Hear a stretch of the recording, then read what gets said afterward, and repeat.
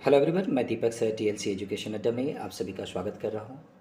आज एक टॉपिक है what is demand and law of demand.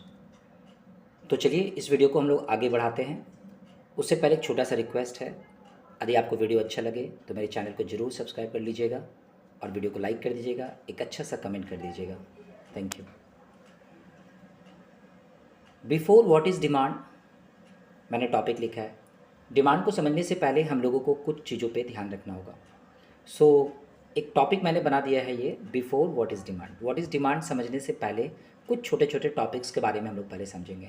तो देखिए, आपके लिए जो पहला पॉइंट है ये है कि बोलचाल की भाषा में जब हम लोग डिमांड बोलते हैं, कॉमन लैंग्वेज में बोलते हैं या जो कॉमन पीपल बोलते हैं, और एक इकोनॉमिस्ट जब बोलता है डिमांड, दोनों में बहुत फ़र्क होता है। कॉमन लैंग्वेज में डिमांड और डिज़ायर दोनों इक्विवेलेंट के जैसा यूज़ होता है, ठीक है। तो ये आपको याद रखना होगा कि कॉमन पीपल, नॉर्मल पीपल जो कि एजुकेशनिस्ट नहीं है, कॉमर्स का स्टूडेंट नहीं है, वो जब डिमांड यूज़ करता है तो उसका मीनिंग होता है जस्ट डिज़ायर। डिज़ायर मीन्स इच्छा रखना। लेकिन जब आप कॉमर्स के स्टूडेंट हैं, आप एक इकोनॉमिस्ट हैं, तो आपका जो व्यू पॉइंट होता है वर्ड को लेके वो बड़ा स्पेसिफिक होता है। तो आप याद रखिए कि कॉमन लैंग्वेज में डिमांड को डिज़ायर, डिज़ायर को डिमांड कह सकते हैं, लेकिन इकोनॉमिक्स में नहीं कह सकते हैं, ठीक है। तो ये रहा पहला पॉइंट। दूसरा पॉइंट आपके लिए है कि but demand is not only the desire but it is backed by ability और परचेजिंग पावर।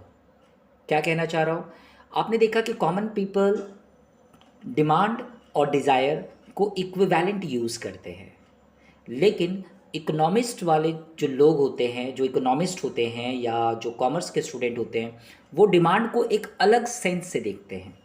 वो अलग सेंस एक्चुअली है क्या, जो कॉमन पीपल को और इकोनॉमिस्ट को दोनों को अलग करता है, वो एक्चुअली है क्या।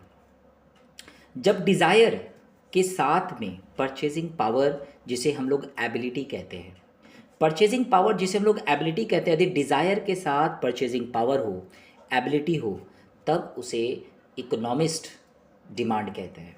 ये आपको याद रखना होगा। डिमांड क्या है, तो डिमांड केवल डिज़ायर नहीं है। आपने इच्छा कर दिया, से एग्ज़ाम्पल मैं यदि इच्छा कर लूँ एक अभी कि मुझे एक मोटरसाइकिल चाहिए, मैंने इच्छा कर लिया, लेकिन मेरे पास पैसे नहीं हैं, तो क्या ये डिमांड होगा? कॉमन पीपल इसको डिमांड बोल सकता है, लेकिन एक इकोनॉमिस्ट या एक कॉमर्स का स्टूडेंट कभी भी इसको डिमांड नहीं बोलेगा। बिकॉज डिज़ायर को जब डिमांड बनाना हो तो परचेजिंग पावर होना बहुत ज़रूरी है, ठीक है। चलिए तीसरे पॉइंट पे चलते हैं। यह है डिमांड में भी इंडिविजुअल और डिमांड में भी मार्केट डिमांड। क्या कह रहा है, कभी कभी किसी वस्तु को लेके जब हम लोग बातें करते हैं ना, डिमांड डिमांड डिमांड, तो समझ में नहीं आता कि ये जो डिमांड है पर्टिकुलर किसी एक इंसान के द्वारा किया जा रहा है ना, ये डिमांड पूरा एक सोसाइटी कर रहा है। तो जब एक होल सोसाइटी, सारे इंडिविजुअल को मिला के जब हम लोग देखते हैं ना, तो हम लोग उसे मार्केट डिमांड कहते हैं। और पर्टिकुलर जब किसी एक इंडिविजुअल को देखते हैं ना, तो वो इंडिविजुअल डिमांड होता है। सो डिमांड कहने से, केवल डिमांड कहने से क्लियर नहीं होता है बॉस कि वो मार्केट डिमांड है ना इंडिविजुअल डिमांड है। सो ऑलवेज डिमांड के पहले एक एडजेक्टिव लगना चाहिए, तब जाके क्लियर होता है कि वो इंडिविजुअल डिमांड है ना मार्केट डिमांड है। बट डोंट वरी, डिमांड की जो थ्योरी है ना, वो दोनों पे इक्विवेलेंट लागू होता है। ओके, तो चलिए नेक्स्ट पॉइंट की ओर हम लोग चलते हैं। इकोनॉमिस्ट जब इस टर्म को यूज़ करता है तो याद रखिए वो कंज्यूमर्स डिमांड को कहता है। याद है ना, मैंने बोला था कि इकोनॉमिस्ट जब भी डिमांड कहता है ना, तो परचेजिंग पावर होना चाहिए, और जिसके पास परचेजिंग पावर है, विलिंगनेस है, वो कंज्यूमर है। सो इकोनॉमिस्ट जब भी डिमांड जो टर्म यूज़ करता है तो कंज्यूमर डिमांड के लिए यूज़ करता है। कंज्यूमर डिमांड चाहे वो गुड्स के लिए हो, चाहे वो सर्विसेज के लिए हो। गुड्स एंड सर्विसेज, चाहे आप कोई सामान खरीदना चाहते हो या कोई आप सर्विस लेना चाहते हो, ठीक है, टू बाय देम, या उसे अवेल करना चाहते हैं at a given price and at the particular point of time. Boss last में जो मैंने मेंशन किया ना, to buy them at a given price and at the particular point of time. ये बहुत इंपॉर्टेंट टॉपिक है, बहुत इंपॉर्टेंट टॉपिक है जो कि हम लोग आने वाले स्लाइड में कर लेंगे। बोला है price per unit and time, it's very important.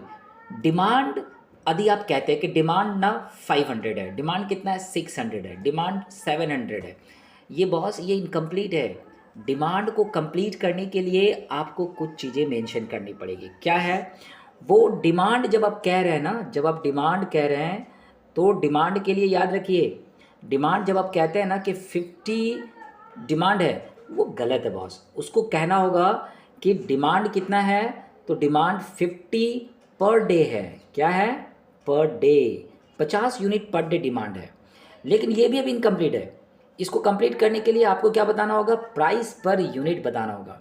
So 50 per day demand है, वो भी एट ₹10, 10 रुपीज़ पे, यानी कि 50 यूनिट का डिमांड हो रहा है पर डे और 10 रुपये पे हो रहा है। बॉस जब ये प्राइस पर यूनिट बदल जाएगा ना, तो ये डिमांड बदल जाएगा। जब आप टाइम बदल देंगे ना, टाइम फ्रेज बदल देंगे, जैसे पर डे से बदल के यदि पर वीक कर देंगे, तो ये आपका प्राइस भी बदल जाएगा। और जब ये पर डे से बदल के, पर डे से बदल के यदि आप इसको पर मंथ कर देंगे, पर ईयर कर देंगे, ठीक है, तो याद रखिए ये प्राइस फिर बदल जाएगा। तो कितना इंपॉर्टेंट है ये topic, price per unit and time. समझिए, टाइम डायमेंशन होता है। टाइम क्या है? डायमेंशन है।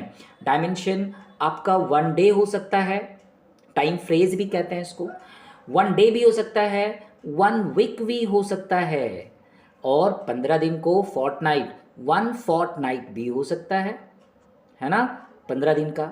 और 1 मंथ भी हो सकता है टाइम फ्रेज। जब आप किसी को डिमांड बताते हैं तो डिमांड आप में टाइम फ्रेज बतानी होगी, प्राइस पर यूनिट बताना होगा कि जब ये डिमांड, जब आप कह रहे हैं ना कि जब 50 पीसेस जब डिमांड हो रहा है और आप कह रहे हैं कि पर वीक डिमांड हो रहा है, तो बॉस ये भी बतानी होगी कि 50 पीस का डिमांड जो है ना, वो एक पीस का प्राइस कितना है। एक पीस का प्राइस कितना है? तो 10 रुपये जब एक पीस का दाम होता है, तो 50 क्वांटिटी डिमांड होता है। ठीक है ना। तो ये मैं जो अभी आपसे डिस्कस किया हूँ, ये क्या था? ये था आपके लिए बिफोर डिमांड। डिमांड को अंडरस्टैंड करने के लिए इन छोटी छोटी बातों की जानकारी होनी चाहिए। तो चलिए अब डिमांड के डेफिनेशन को देख लेते हैं। डिमांड का डेफिनेशन क्या कहता है? So demand can be defined as the ability and willingness. Ability होनी चाहिए, मीन्स परचेजिंग पावर होनी चाहिए, एंड विलिंगनेस होनी चाहिए, मतलब इच्छा होनी चाहिए। So demand can be defined as the ability and demand can be defined only when there is a willingness of an individual to buy a goods and services of their choice at any one given price, particularly एक price पे। ठीक है ना।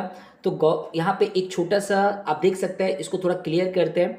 दो चीज़ पे ध्यान रखिए। Demand can be defined as the ability. भाई तो डिमांड क्या है? एबिलिटी है एंड विलिंगनेस है किसी वस्तु को खरीदने के लिए, पर्टिकुलर एक गिवन प्राइस पे, पर यूनिट प्राइस पे, और पर्टिकुलर टाइम पे। तो दोनों चीज़ें इसमें होनी चाहिए। अच्छा, ऑफ एन इंडिविजुअल भी हो सकता है और डिमांड एक मार्केट का भी हो सकता है। ठीक है ना।